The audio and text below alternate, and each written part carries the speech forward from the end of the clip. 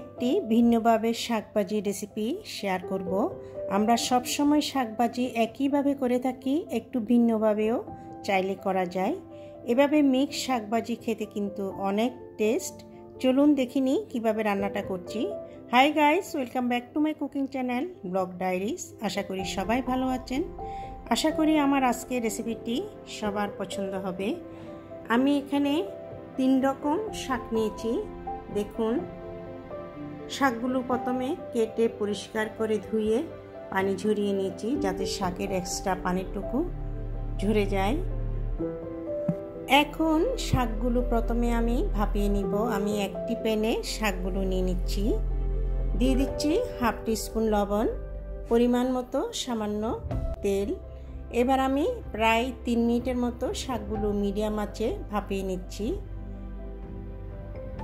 এখন শাকগুলো উপর নিচ করে আরেকটু নেড়ে দিচ্ছি। বাকি রান্নাটুকু আমি ঢাকনা ছাড়াই করব, যাতে শাক থেকে এক্সট্রা পানিটুকু বের না হয়। এতে শাক অনেকটা কমে আসবে, নাড়াচাড়া করতেও সহজ হবে।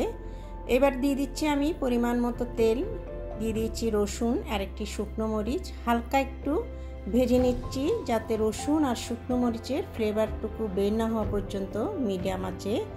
এবার দিয়ে দিচ্ছি আমি 1 টেবিল স্পুনের মতো পেঁয়াজ কুচি। হালকা একটু ভেজে নিচ্ছি, যাতে পেঁয়াজের কাঁচা স্মেলটুকু চলে যায়। প্রায় 2 মিনিটের মতো। এবার ভাপিয়ে রাখা শাকগুলো দিয়ে দিচ্ছি। একটু নেড়ে দিতে হবে শাকগুলো কিছুক্ষণ পর পর, যাতে শাক জমাট বেঁধে না যায়, শাক যাতে ঝরঝরে থাকে।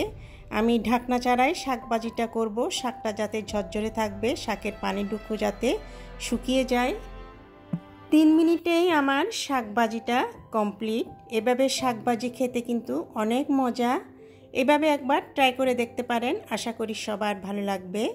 আজ এতটুকু। সবাই অনেক অনেক ভালো থাকবেন, সুস্থ থাকবেন। দেখা হবে আবার নেক্সট এপিসোডে নতুন কোনো রেসিপি নিয়ে।